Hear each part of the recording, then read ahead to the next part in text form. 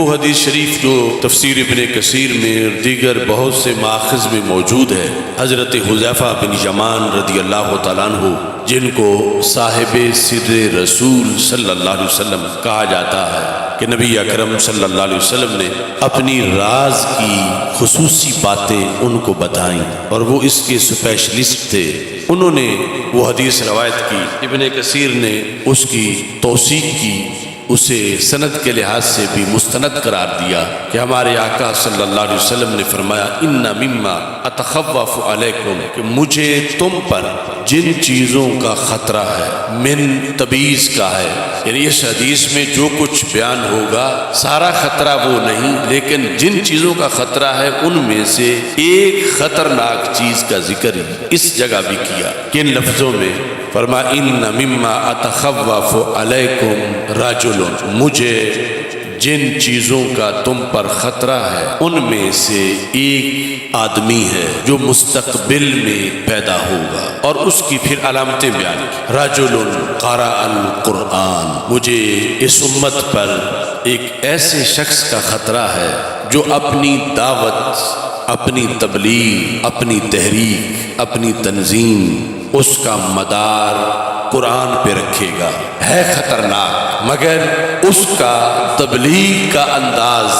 دین کی طرف دعوت کا انداز، لوگوں کے سامنے سارے کا سارا اس کا تعلق قرآن کے ساتھ ہوگا۔ یعنی یہاں آپ نے واضح فرما دیا کہ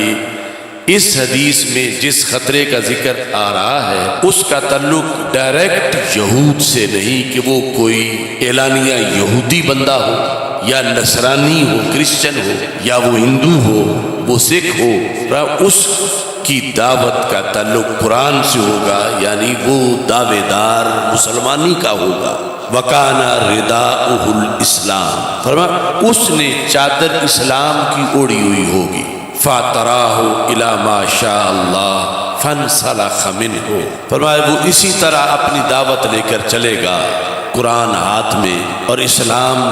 کا لبادہ اوڑھ کر، پھر جا کر وہ اپنا یہ لبادہ اتار دے گا۔ وَنَبَذَهُ وَرَاءَ ظَهْرِهِ، وہ قرآن جو اس نے پہلے ہاتھ میں پکڑا ہوا ہوگا پھر وہ اپنی پشت کے پیچھے اسے پھینک دے گا معاذ اللہ۔ وَسَعَى عَلَى جَارِهِ بِالسَّيْفِ، اور وہ قریبی مسلمانوں کے خلاف جہاد کا اعلان کر دے گا، جہاد بالسیف، اور اس کی وجہ بھی وہ بیان کرے گا۔ وَرَمَاهُ بِالشِّرْكِ، اور قریبی مسلمانوں کا قتل واجب قرار دے گا، اور اس کا سبب یہ بتائے گا کہ یہ مسلمان نہیں رہے بلکہ مشرک ہو گئے، یعنی مسلمانوں کو مشرک قرار دے کر وہ مسلمانوں پہ حملہ آور ہو جائے گا۔ یعنی پہلے اسلام کا لبادہ اوڑھے گا، قرآن سے دعوت دے گا، پھر قرآنی احکام کی خلاف ورزی کرے گا، مسلمانوں کے قتل کا فتویٰ دے گا کہ مسلمان قتل کر دیے جائیں، ان کی بیویاں چھین لی جائیں، ان کا مال چھین لیا جائے، اور اس کا جواز یہ بتائے گا کہ چونکہ یہ مسلمان نہیں ہے، رماہ بالشرک، شرک کا فتویٰ لگا کر مسلمانوں کے خون کے بہانے کو جائز قرار دے گا۔ رسول پاک صلی اللہ علیہ وسلم نے صحابہ کو فرمایا مجھے اس بندے کا بڑا امت پہ خطرہ ہے کہ یہ بڑا خطرناک بندہ ہے جو مستقبل میں آئے گا، یہود اتنا نقصان نہیں کر سکیں گے جتنا یہ کرے گا، کرسچن یا ہندو یا سکھ یا مسلمانوں کا کوئی دشمن اتنا نقصان نہیں دے گا جتنا یہ دے گا، اور وہ مسلمانوں کا خون بہانا، مسلمانوں کو قتل کرنا، اس کو بھی شریعت بنائے گا۔ یعنی ایک تو ہے نا کہ ظالم ظلم کر رہا ہے، سب سمجھتے ہیں یہ ظالم ہے اور یہ اس نے فلاں مسلمان کو شہید کر دیا ہے، لیکن وہ مسلمانوں کے قتل کو شرعی تقاضا قرار دے گا کہ یہ مسلمان اس لائق ہے کہ زندہ نہ رہے، ان کو تہہ تیگ کیا جائے، زمین ان سے خالی کی جائے۔ کیوں کہ رماہ بالشرک، وہ کہے گا کہ یہ عقیدے میں مشرک ہو چکے ہیں اور اپنے شرکیہ عقیدے کی بنیاد پر قرآن کہتا ہے کہ ان سے زمین کو پاک کیا جائے معاذ اللہ۔ اس طرح وہ شرک کا فتویٰ لگا کر مسلمانوں کا خون بہائے گا، امت کی کمر توڑ دے گا، کہ جب مسلمانوں کی زندگی اس سے محفوظ نہیں رہے گی۔ اب یہ ساری علامتیں جب رسول پاک صلی اللہ علیہ وسلم نے بیان کی، حضرت حذیفہ بن یمان رضی اللہ تعالیٰ عنہ اور دیگر صحابہ سن رہے تھے، تو بالآخر حضرت حذیفہ بن یمان رضی اللہ تعالیٰ عنہ نے علیہ وسلم سے یہ سوال کیا، ایہما اولا بالشرک الرامی بل المرمی، یا رسول اللہ صلی اللہ علیہ وسلم سرکار آپ یہ تو فیصلہ ہمیں بتا دو تاکہ آگے چلتے چلتے اس زمانے تک یہ بات پہنچے کہ جب وہ خطرناک بندہ شرک کا فتویٰ لگا کر مسلمانوں کے قتل کو جائز قرار دے گا اور مسلمانوں کا قتل عام ہو رہا ہوگا انہیں مشرک قرار دے کر، تو کیا مسلمان اس وقت کے جو ہیں وہ واقعی مشرک ہو چکے ہوں گے، یا وہ شخص انہیں غلط فتوے کے ذریعے سے تہمت لگا رہا ہوگا، شرک کا الزام دے کر، شرک کا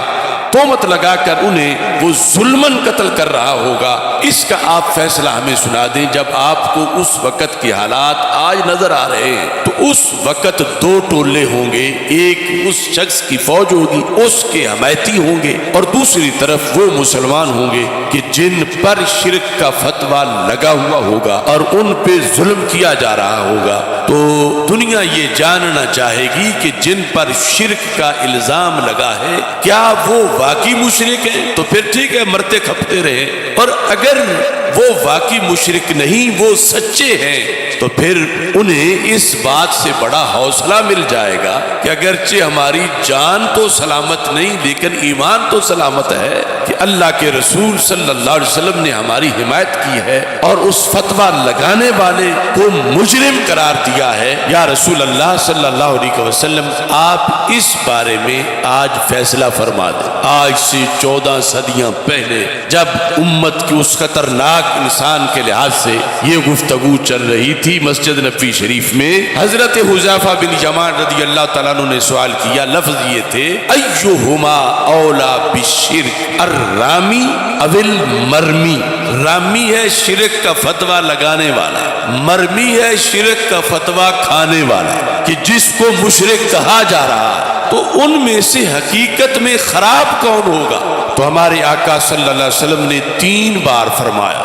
بل الرامی، بل الرامی، بل الرامی۔ اس وقت کا مسلمان مشرک نہیں ہوگا، وہ جو فتویٰ لگانے والا ہے وہ مجرم ہوگا۔ یہ حدیث شریف تفسیر ابن کثیر میں موجود ہے، اور اس کے علاوہ 8-9 اس کے ماخذ ہیں، اور امام یحییٰ بن معین اور امام احمد بن حنبل جیسے ائمہ نے اس کی توثیق کی ہے۔ اب آپ تاریخ دیکھیں، اسلام قتال تو بہت مرتبہ ہوا، کبھی تاتاریوں نے کیا، منگولوں نے کیا، کبھی کوئی ظالم آیا، کبھی کوئی ظالم آیا، کبھی کوئی ظالم آیا۔ امت میں قتال شرک کا فتویٰ لگا کے کس نے کیا؟ مسلمانوں، وہ صرف ابن عبد الوہاب نجدی نے کیا۔ اس کے علاوہ